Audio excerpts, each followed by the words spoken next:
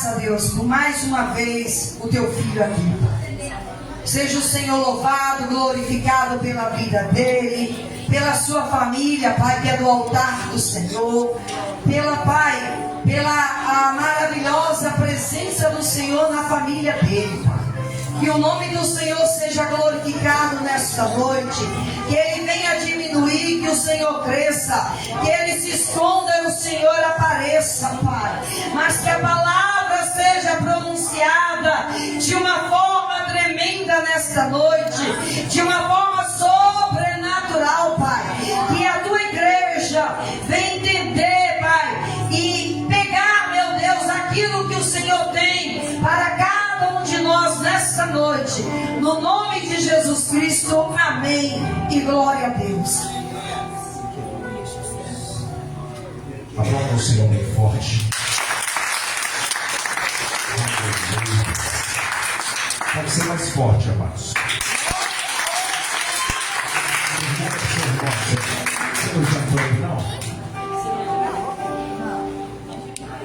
Pergunta para ele agora assim: você está pronto para ouvir a palavra de Deus? Glória a Deus. Você está pronto? Você está pronto? Glória a Deus. Deus, nessa noite, quer trazer ao nosso coração uma palavra. Eu quero agradecer mais uma vez a oportunidade que me é dada, a confiança que é liberada sobre a minha vida, para estar aqui nesse altar, para ministrar a palavra de Deus. Amados, não é fácil. Todos aqueles que estão no altar sabem o preço que o altar cobra. O altar cobra um preço, porque nada no reino de Deus é de graça, nem a salvação é de graça. Apesar que a graça é de Deus, mas também não é de graça. A graça é algo que nós recebemos mesmo sem merecermos. Então hoje Deus vai nos trazer uma palavra e eu quero que você preste muita atenção. Não deixe nada tirar sua atenção, porque hoje Deus quer falar algo muito forte conosco. Tem falado todas essas quartas-feiras, desde que começou essa campanha. E nós vamos finalizar essa campanha declarando: eu e a minha casa servimos ao Senhor. Nós vamos poder falar no presente: servimos ao Senhor.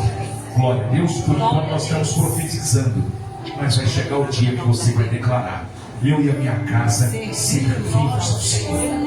Pode se sentar no teu lugar. Tome aí o teu assento. Hoje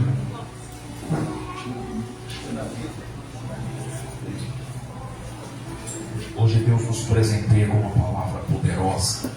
Eu não sei, amado, se você é como eu quando eu ouço uma palavra que edifica o meu espírito, a impressão que me dá é como quando a gente senta para comer uma comida gostosa e vai saboreando aquela comida.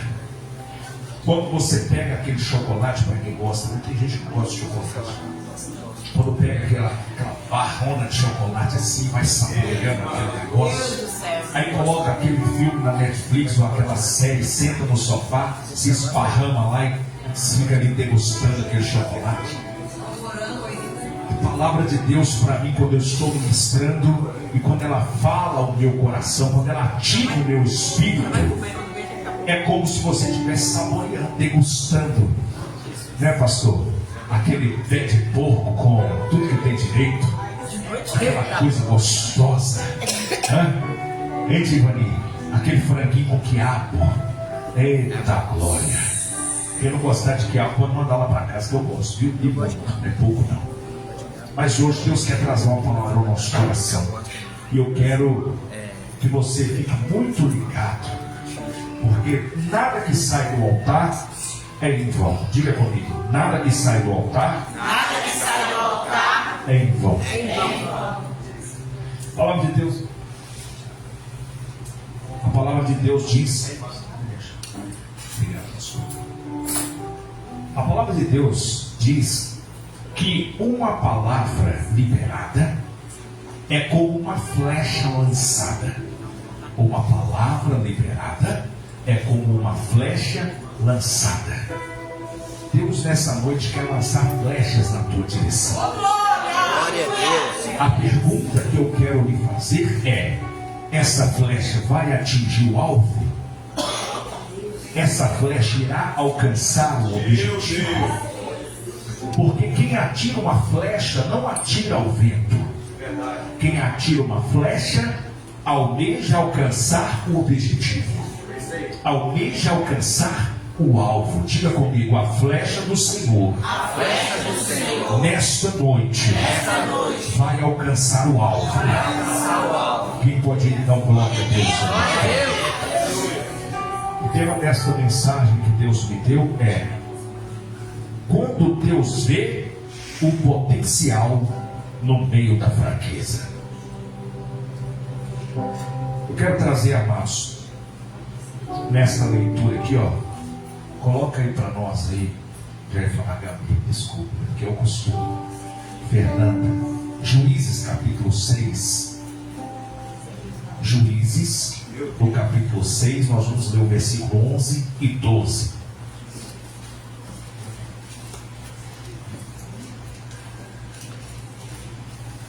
Que diz assim: eita glória, isso aí, bota para arrebentar. Então o anjo do Senhor veio e assentou-se debaixo do carvalho. Aonde que ele assentou?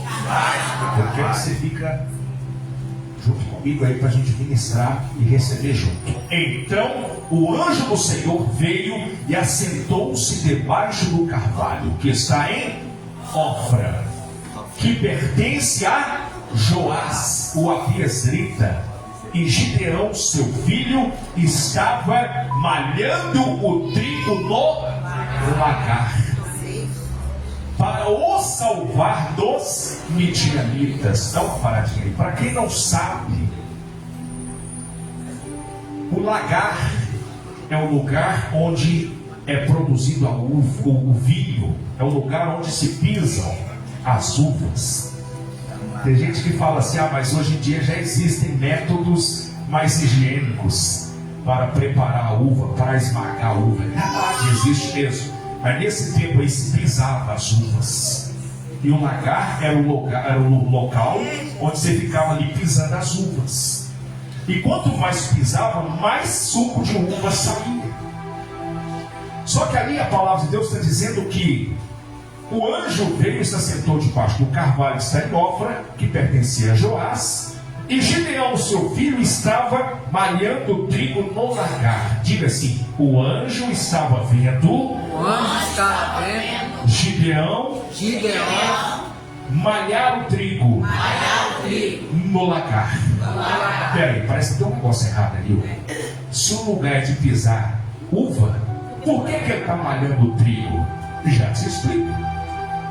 A palavra de Deus diz que os midianitas eram um povo que de repente dava contra o arraial do povo de Israel e destruía tudo.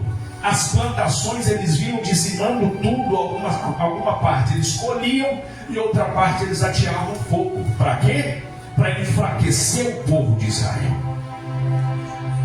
E toda vez que tinha colheita, eles olhavam e falavam: opa, é época de colheita, então nós vamos lá e vamos destruir boa parte e vamos pegar um pouco para nós. Com isso nós vamos enfraquecer o povo de Israel.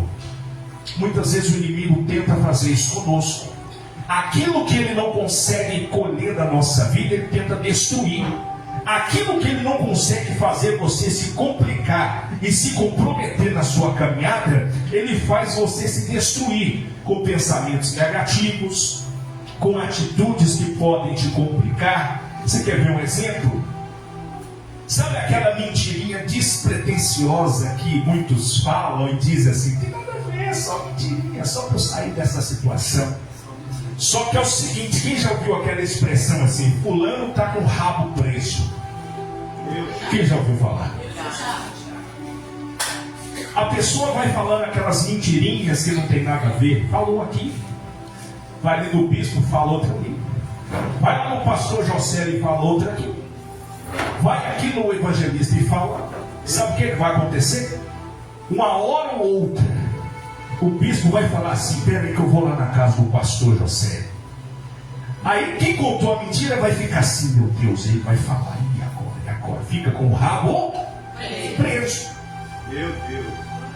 Então o inimigo ele usa essas estratégias para aprisionar o homem e a mulher de Deus. Só que a Bíblia diz que o Gideão está lá malhando o trigo, ó, batendo o lugar onde era de pisar. Sabe o que eu entendo com isso? O inimigo, bispo, muitas vezes ele faz você se deslocar do seu lugar, tira você da sua função. Oh meu Deus, vou ter que falar. Tira você da unção que Deus te deu para você executar e coloca você fazendo outra coisa. Para quê? Para você não decifrar o tempo. Enquanto você está ali intertido fazendo uma coisa que não é para você fazer, o tempo está passando.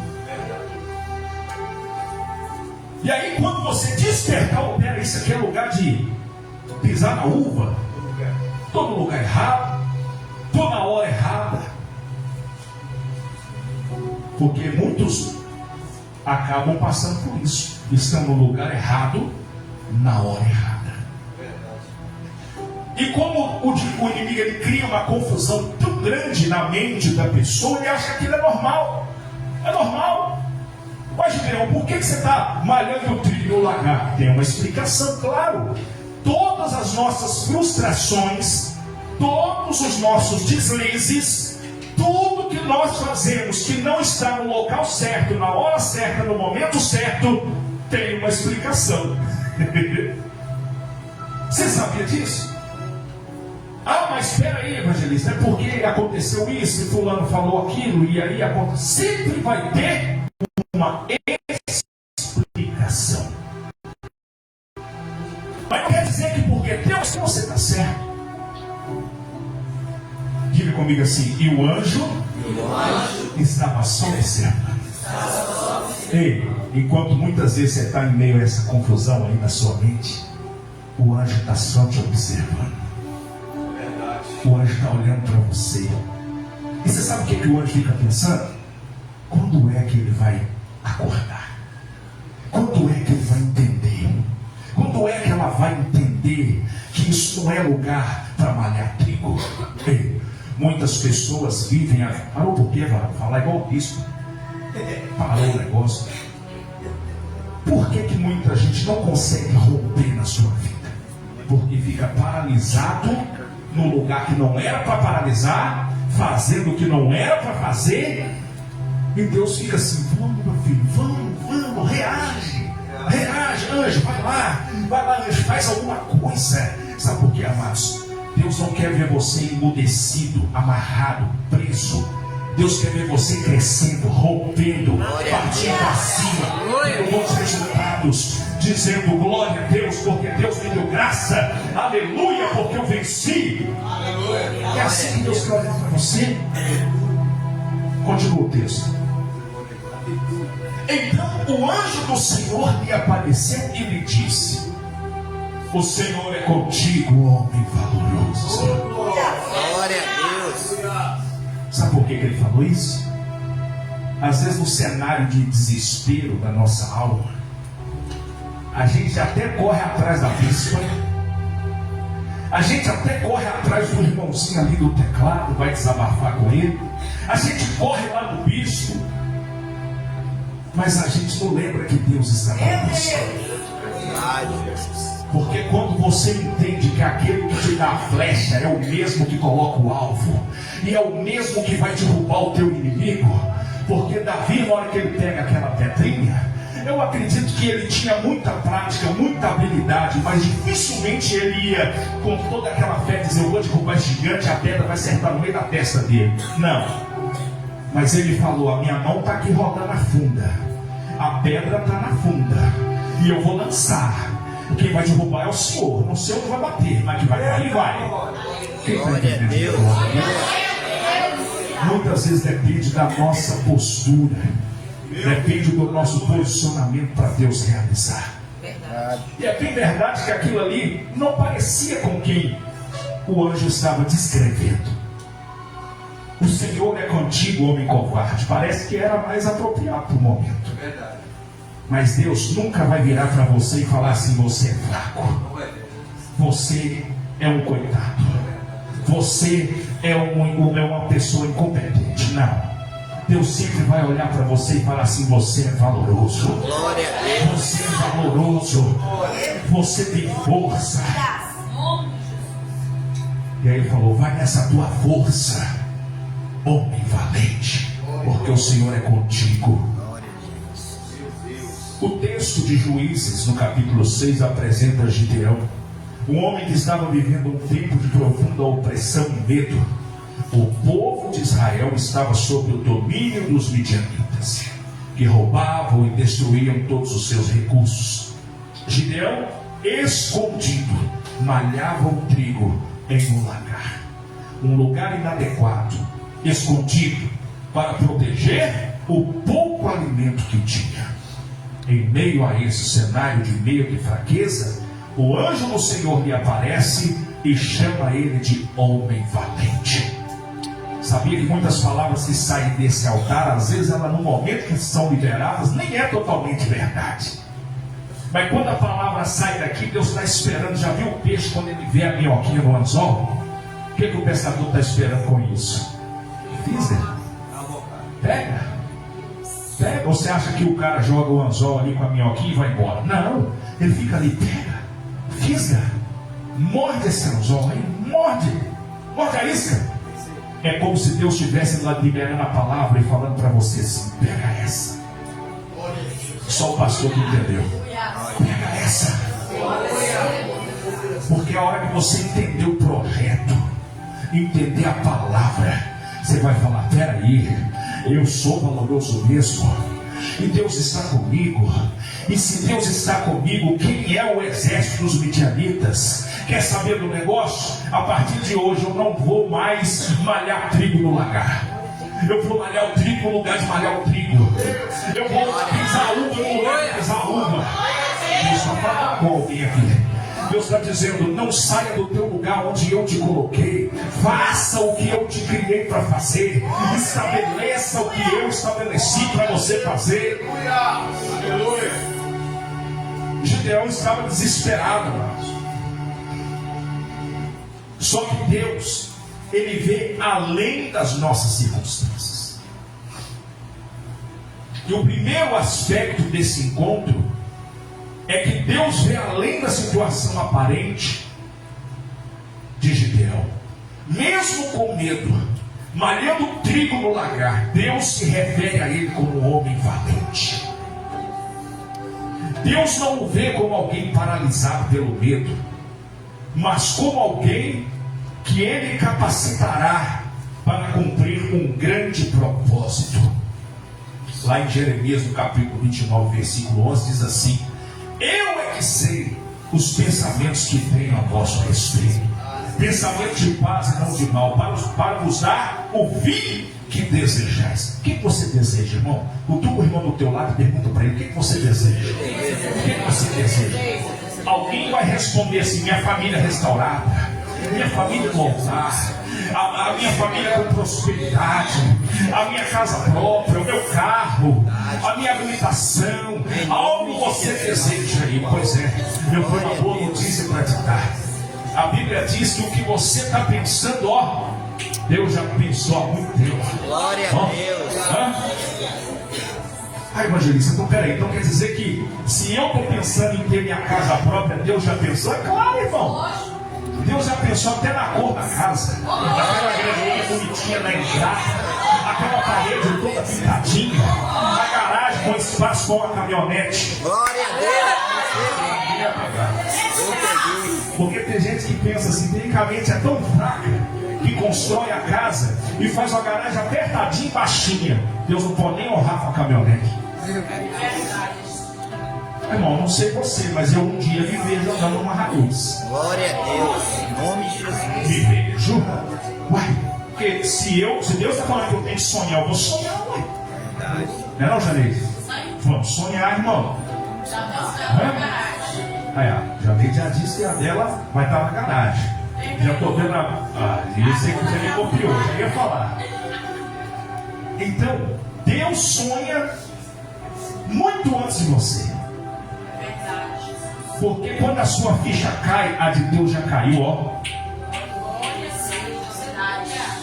Quando a sua ficha cai, Deus está assim, até que enfim pegou, até que enfim mordeu a isca, até que enfim tomou atitude, até que enfim saiu da caverna, até que enfim entendeu o propósito.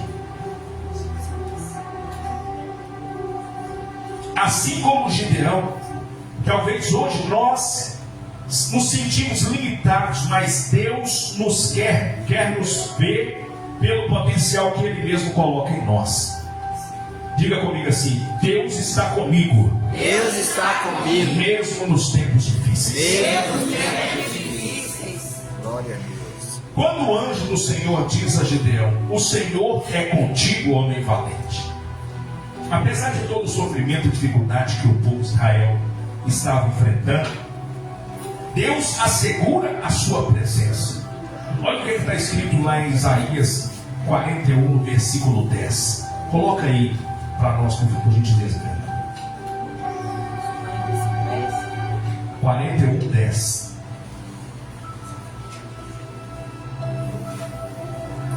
Olha o que a palavra de Deus diz. Olha o que Deus diz para nós. Não temas, porque eu sou contigo. Glória a Deus. Não te assombres, porque eu sou o teu Deus. Glória a Deus. E te fortaleço, e te ajudo, e te sustento com a destra da minha justiça. Dá uma paradinha. Eita, meu Deus. Deus olha para você no momento de tristeza, de desespero, e fala assim: meu filho, não tenha medo, não temas. Porque você pensa que você está sozinho, você está pensando que você está enfrentando sozinho, todo mundo te virou as costas. Não, eu estou contigo. Glória a Deus. Você já viu que quando uma pessoa fica traumatizada com algo, ela não quer nem ver aquilo mais?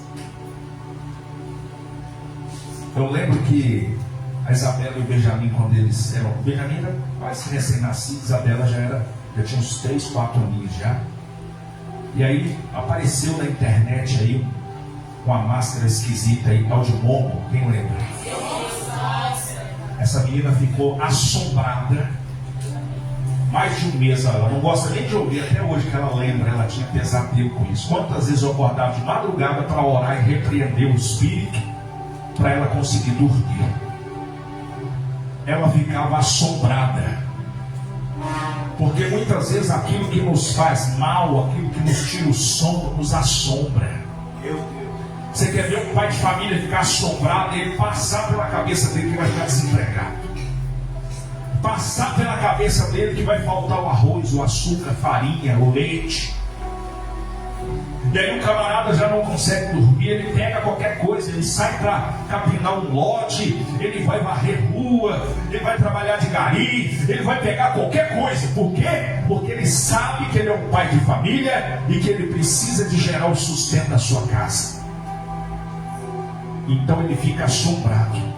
Só que Deus está dizendo assim: não importa a situação, eu estou contigo. Não te assombres, porque você não está sozinho, não. Você tem um Deus. Eu sou o teu Deus. Aí tem gente que fala assim: mas eu estou tão fraco, bispo. Eu estou tão fraco, pastor. Aí, evangelista, eu não sei mais, eu não tenho mais força nem fora. Eu estou tão fraco. Aí Deus diz assim: eu te fortaleço. Eu te ajudo. Mas como é que eu vou fazer? Porque eu já estou desempregado, eu não tenho mais recurso, eu já estou com vergonha de pedir dinheiro emprestado. Deus vira para você e fala: eu te sustento com a destra da minha justiça. Imagina o Gideão olhando aquele anjo. Não sei se ele matou a charada que já era um anjo desde logo de cara, mas ele ficou observando e aquele homem falando com ele: Deus é contigo, homem valente. Talvez ele olhou e falou assim: esse cara é doido. Valente? Eu? Estou aqui fazendo esse negócio escondido, porque a gente não pode fazer nem barulho. Que se os midianitas de repente escutam que alguém está malhando o trigo, eles vêm aqui, bota fogo em tudo, rouba tudo, leva tudo, a gente fica chupando o dedo. E como é que eu sustento a minha família? Como é que eu dou comida para a minha geração? Gideão estava escondido dos midianitas. Mas Deus o chama para liderar o povo e libertá-los da opressão. Ei, talvez você está olhando e falando assim: a situação está muito complicada na minha vida. O que é que eu vou fazer agora? O que é que eu vou fazer para trazer para minha família segurança? Eu não tenho mais recurso. Deus já te deu todas essas palavras. Mas às vezes a gente não acredita. Porque acreditar, amados, não é escutar. Acreditar não é escutar. Verdade. Quando você acredita, você olha e fala assim: peraí, então a partir de agora eu tenho que mudar minha posição. Eu tenho que mudar. Porque para que eu vou acreditar que Deus vai mudar a sorte da minha família?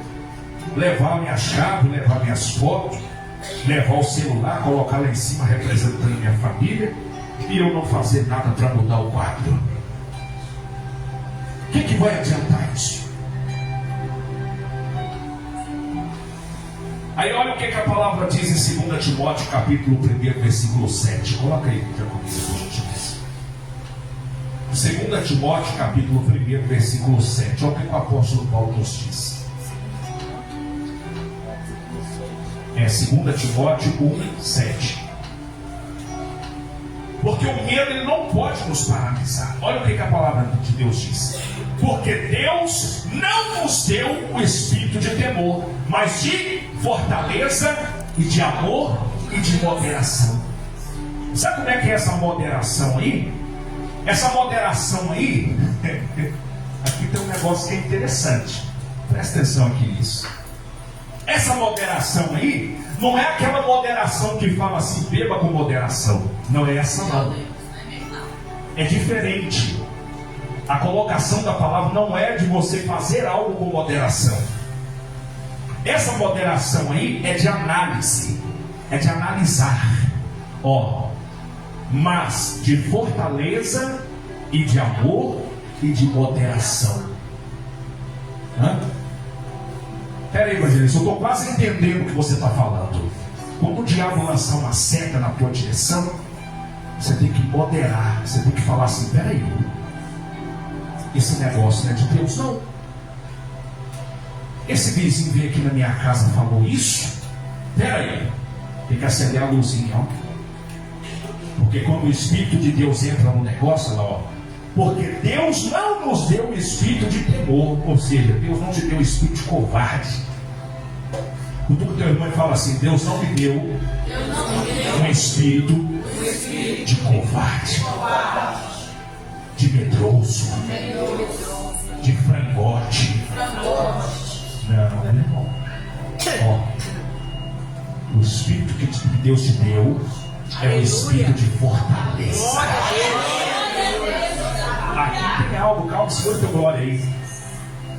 Por que ele não falou assim, presta atenção nisso, é chave, amados. Isso é chave. Cara, eu amo a chave quando Deus dá na palavra. Olha só. Por que ele não falou assim, ao invés de te dar um espírito de temor, ele te deu um espírito de forte. Aleluia! Não foi isso que ele falou. Porque alguém que é forte, ele é forte para ele mesmo. Alguém já vai começar a entender aí o mistério. Quando na guerra os soldados inimigos vinham para abater o povo, eles corriam para a fortaleza. Alguém vai começar a entender isso. Deus te deu um espírito de fortaleza. Para quê? Para ser o refúgio daqueles que dependem de você. A tua família, quando tiver um problema, vai correr para junto de você. Glória a Deus. Ele é mulher de oração. Ele é homem de oração. Ele é homem de propósito. Vou correr para lá, vou para a casa da Janete, que ela é mulher de Deus. Vou para a casa da Dona Ivani, que ela é mulher de oração. Deus vai te dar um espírito de fortaleza. E aqueles que estiverem enfraquecidos pelas mãos do diabo vão correr atrás de você e vão falar assim: peraí, eu quero dessa unção, eu quero desse mistério, eu quero.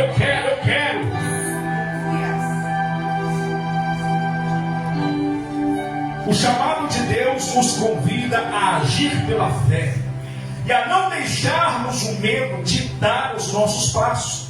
Assim como Gideão, às vezes, nós nos sentimos pequenos ou incapazes, mas Deus nos chama para nos levantarmos e avançarmos, confiando na força que vem dele. Diga glória a Deus. Glória a Deus.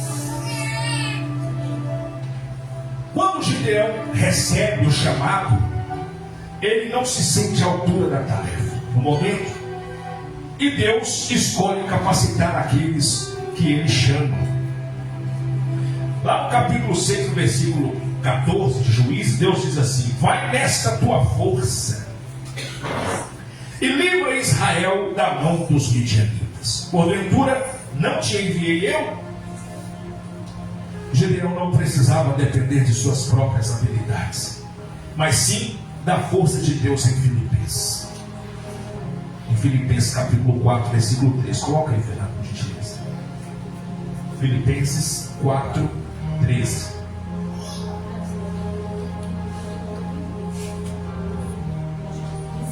Olha que forte.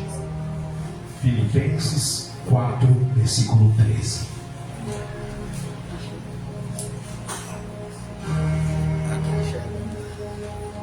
Precisa falar mais alguma coisa? Glória a Deus, aleluia. Quando você se sentir fraco, eu falo isso hoje com a Isabel. Quando você se sentir fraco, lembre-se, você pode todas as coisas naquele que te fortalece. Aleluia, glória a Deus. A história de Gideão me chama muito a atenção, porque Deus pega uma pessoa que não tinha capacidade, pelo menos ele achava que não tinha, capacita aquele homem mostrando para ele quem era Deus. Porque se você pegar esse texto, essa história que está lá no livro de Juízes, capítulo 6, e ler essa história completa, você vai perceber que quando ele percebe que Deus o está chamando, ele resolve trazer uma oferta digna para aquele anjo. Que na verdade, em alguns momentos, quando você lê o texto, parece que não é o anjo, parece que é o próprio Deus. Quando Deus se mostra para Gideão daquela maneira, ele se sente na obrigação de trazer-lhe uma oferta. E de repente essa oferta, tentando mostrar para Deus que ele era alguém que podia ser moldado, alguém que poderia ser transformado, que não era um guerreiro, mas podia ser um guerreiro, Deus então libera uma unção sobre a vida daquele homem. Ele diz assim: é você que vai livrar Israel das mãos dos midianitas. Mas eu já disse que eu não sou capaz. Ele ainda diz assim: olha, eu sou o menor da casa do meu pai, eu sou o mais pobre. Só que quando o anjo diz: eu estou indo, fica com essa palavra que eu estou indo, ele fala: pera aí que eu vou trazer uma oferta. Quer dizer, então eu não era tão pobre assim. Talvez quando você olha para a sua incapacidade e fala assim: peraí, eu não nasci para isso, esse chamado não é comigo, esse negócio não é para mim. Deus libera uma palavra na tua vida e diz: você é tudo aquilo que eu disse que você é. Você pode tudo aquilo que eu disse que você pode. E você tem tudo aquilo que eu disse que você tem. Porque quem fala isso é a palavra. E aí Gideão então resolve fazer prova com Deus. Não vou ler para a gente não gastar muito tempo, o tempo já está acelerado. E aí de repente ele começa a querer fazer prova com Deus e fala assim: mas Senhor, eu já entendi, tudo bem, o Senhor enviou o anjo, ele queimou a oferta na minha mão, que ele viu uma coisa sobrenatural, o anjo colocou o cajado por cima da pedra, e aquela oferta virou cinza, saiu fogo de dentro da pedra. Quem já viu fogo sair de dentro da pedra? É coisa de doido mesmo. Saiu fogo de dentro da pedra e consumiu a oferta. E aquela fumaça subiu. E Deus recebeu aquela oferta. Então tudo bem, agora ele já sabe que ele está lidando com algo sobrenatural. Peraí, então se Deus vai me capacitar, eu acredito, porque agora meus olhos viram o milagre. Só que aí muitas vezes nós somos pegos pela incredulidade. Diga comigo assim, às vezes somos pegos pela incredulidade. E a incredulidade faz ficar estagnado, parado, não consegue romper, não consegue andar, não consegue frutificar, não consegue fazer nada. Fica ali, aquele vegetal sentado no banco da igreja. Porque quer romper. Mas você já viu aquela palavra, querer não é poder? Ah, mas querer é poder sim. Não é não, irmão. Porque o querer tem que estar junto com o efetuar. O querer tem que estar junto com o fazer. O querer tem que estar junto com o andar. Um dia, eu quero, mas está lá de braço cruzado, boca aberta. Você vai ter nunca, irmão. E aí ele entende e fala assim, peraí, Senhor, então peraí, deixa eu entender esse negócio aqui. O Senhor está comigo, aleluia, vai me usar como canal de bênção para libertar o povo de Israel. Isso tudo eu já entendi. Mas não fica bravo comigo, não. Eu quero tirar só uma prova com o Senhor. E a Bíblia diz que ele pega um novelo de lã e fala assim com Deus, se o Senhor realmente está comigo, eu vou colocar esse novelo de lã ali próximo da entrada da casa. E se realmente o Senhor está comigo, vai chover, vai cair um orvalho sobre a terra, mas só vai molhar o novelo, e volta a ter que estar seco. Aí eu vou entender que o Senhor está comigo. Aí ele foi dormir, naquela expectativa, né? Deus está comigo, aleluia, Deus está comigo, e foi dormir. Quando ele acorda, ele falou, novelo, cadê? Quero ver o novelo. E quando ele chegou lá, a terra sequinha, tudo sequinho, o novelo molhado. Oh, glória, Deus está comigo. Aí o diabo sopra no ouvido dele e fala assim, será? Diga comigo assim, o nosso inimigo, por mais que nós recebamos a palavra, ele vai tentar implantar dúvida no teu coração. E aí ele fala, Senhor, não se acenda contra mim a tua ira, mas me permita fazer a prova só mais uma vez. E aí ele falou, vai lá, pode fazer. Ele falou, agora eu quero o contrário. Agora eu quero que esteja tudo molhado, porém o novelo tem que estar seco. Coisa doido, né? Deus não tem medo de desafio, não, irmão. Ele que controla o orvalho, a chuva, a terra, a poeira, tudo. Falou, é só isso aí. Fichinha. Quando ele acordou, o novelo, cadê o novelo? Quero ver o novelo. Quando ele chegou lá, estava do jeito que ele falou. Aí, amados, não tem mais para onde correr. Assim como Gideão tirou prova com Deus, nós também podemos tirar prova com Deus. Mas a maior prova, presta atenção nisso que eu vou falar, a maior prova de que Deus está contigo é que Deus não deixou ninguém da tua família morrer ainda. Deus permitiu você estar aqui para ouvir de Deus uma palavra, para trazer vida para dentro da tua casa, fazer de você uma fortaleza, fazer de você alguém que vai ser inspiração para aqueles que estão dentro da tua casa. Não precisa de mais prova. Mas se você quiser fazer prova, faz prova. Malaquias fala para fazer prova. Vai lá, faz prova. Porque Deus não vai mudar. E nem o que Ele pensa a seu respeito também não vai mudar. A menos que você seja um fracote. Mas mesmo quando você estiver fraco, a Bíblia diz assim, ó, diz ao fraco, eu sou forte. Sabe que eu custei entender isso? Muita gente já trouxe vários entendimentos sobre esta passagem na Bíblia. Mas você sabe como é que eu entendi no meu espírito? Imagina você chegando na tua casa, arrebentado pelas coisas que acontecem na tua vida, na tua família, na tua casa. De repente o Espírito Santo te enche. Aí você chega na frente do teu espelho. Teu coração e a tua mente está dizendo assim, você é um fraco, você é um derrotado. Mas o Espírito de Deus que está em você olha para a tua cara no espelho, bota o dedo e fala assim, você é forte. Você é forte. Você é forte. Então diz ao fraco, eu sou forte. Glória a Deus. Isso é tremendo, amados.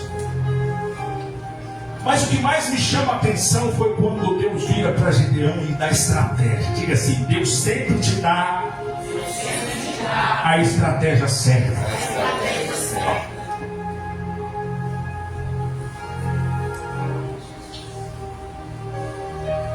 Deus falou com Gideão assim, olha Gideão,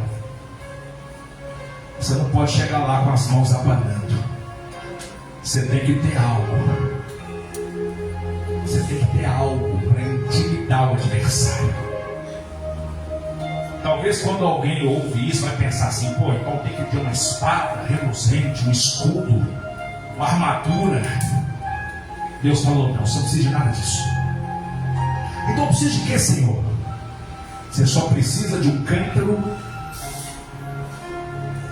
e uma buzina. Aí ele mandou o pessoal preparar. Só que antes disso, Deus fez com que ele selecionasse quem iria com ele para a guerra. Todo mundo conhece. Eu estou resumindo aqui para a gente chegar no ponto principal.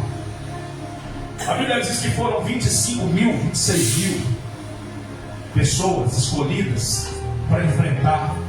E ele se encheu de coragem e falou: agora vamos lá, vamos romper, é nóis. Aí chegou lá, Deus falou assim: ó, libera uma palavra para o povo, dizendo: aquele que for medroso, tiver com compromisso para fazer, vai casar, qualquer coisa, manda embora, manda voltar. Só ficou 10 mil.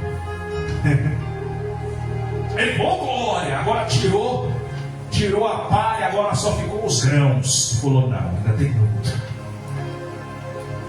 Leva eles lá no ribeiro e observa aqueles que ajoelhar e beber água, passando a língua assim como um cão, esse será o escolhido. Agora os demais que entraram dentro d'água, mergulhar e se banhar e ficar ali à vontade, manda tudo embora. Aí ele foi andando. Eu imagino Gideão, imagina ele passando e falando: meu Deus, não sobrar ninguém não, é Jesus amado. E quando ele foi olhar, só ficou 300. Ele falou: mas Deus falou que vai dar vitória para nós, então eu acredito nele. Eu fiz prova com ele, o novelo estava molhado, o novelo ficou seco. Eu acredito em Deus. Glória a Deus. Ele vira então para o povo e fala assim: olha, se prepare que amanhã cedo nós vamos sair, vamos romper. E é um vale aberto, igual naqueles filmes quando você chega na beira do penhasco e fala assim: alô, alô. Tipo eco. E Deus dá estratégia para ele. Falou: você pega o cântaro, coloca um na mão de cada um e pega uma buzina, um chofar. Um pouco vai para um lado, um pouco no meio, um pouco para o outro lado. E a Bíblia diz que quando eles entraram, ele falou assim: ó, quando eu der o comando, solta o cântaro, quebra o cântaro. E quando ele chega no meio do arraial, os inimigos estavam do outro lado. Ele só esperou escurecer. E aí quando começou a escurecer, ele acendeu as tochas, pegou o cântaro e começaram a marchar. O eco daquele lugar fez o som daquela marcha estourar.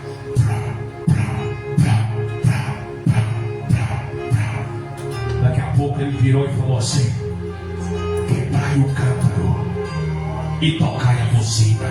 Glória a Deus.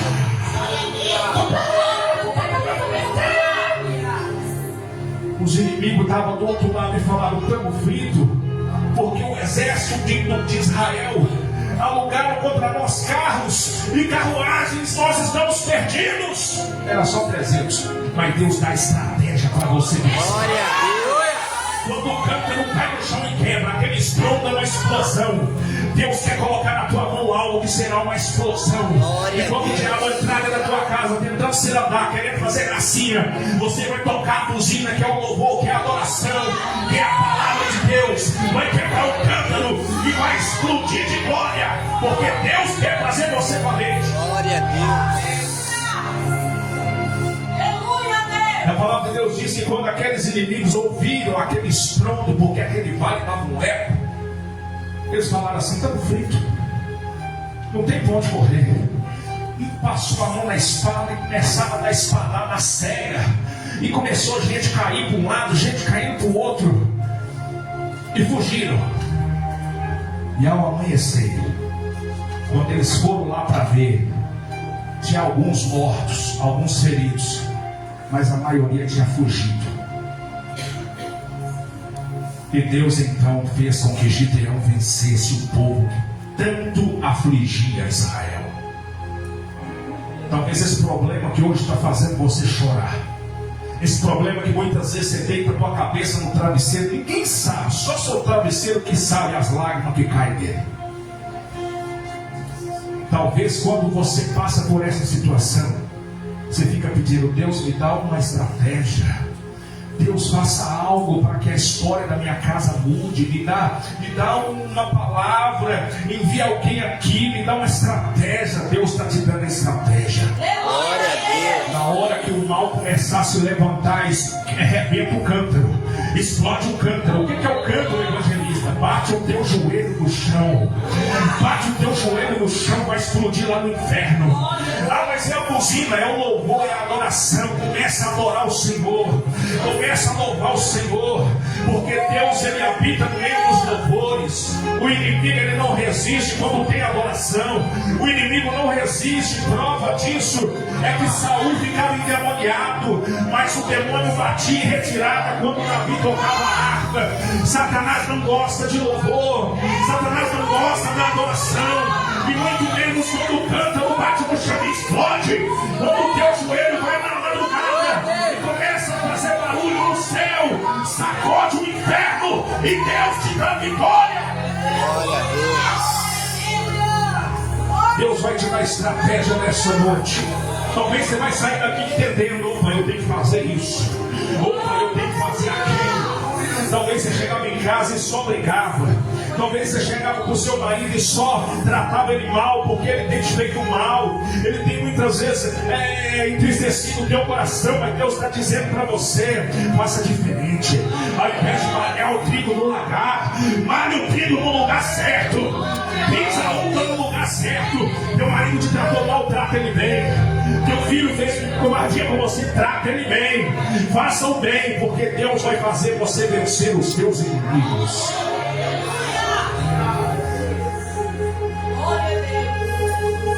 E você quer saber de uma para a gente fechar?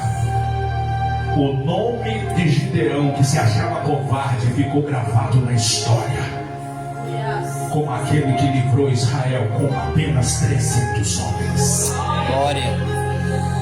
Hoje em dia tem louvores, tem música, né? 300 com cântaro, 300 com cântaro, 300 que corajosos, 300 que obedecem, 300. Deus vai colocar o teu nome e o da tua família na história. Deus vai fazer com que a tua família, a tua geração, a tua descendência tenha uma história de vitória para contar. Talvez a gente olhe e fale assim para fechar: a grama do vizinho é mais verde.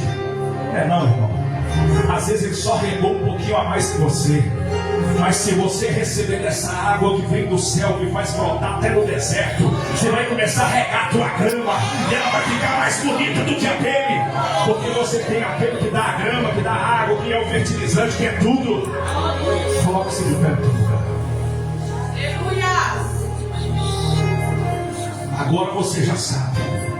Quando o diabo começar a fazer gracinha, explode o cântaro.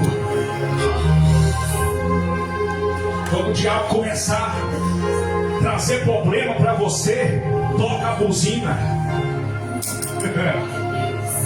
toca a trombeta,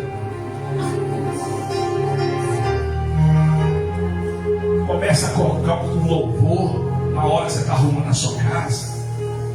Ao invés de ficar brigando, que está colocando coisa no lugar que não pode, toalha molhada na cama.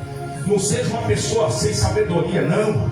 Olha para a tua casa e fala assim: peraí, se eu sou a pessoa diferente, eu tenho que ser diferente também nas coisas boas.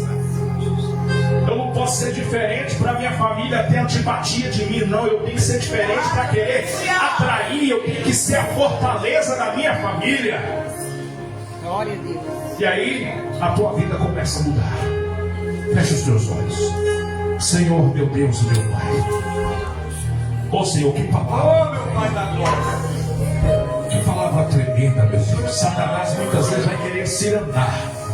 Mas a tua igreja entendeu que ao invés de reclamar, tem que quebrar o cântaro, tem que explodir o cântaro, a tocha tem que estar acesa, vai explodir o cântaro, e vai tocar a buzina, e o Senhor vai guerrear, o Senhor vai entrar na batalha, e os próprios inimigos vão se destruir uns aos outros.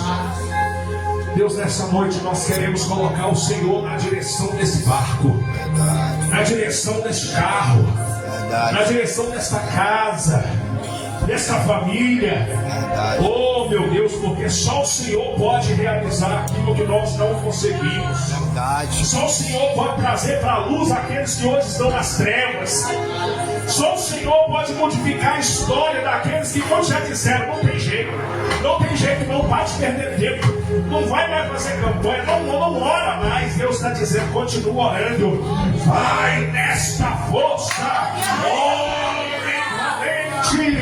vai nesta força, mulher valorosa, porque Deus é contigo. E depois dessa noite, Deus vai mudar o quadro da tua casa, Deus vai mudar a história da tua família. Quem crê, diga glória a Deus. Aplauda o Senhor bem forte e diga glória a Deus.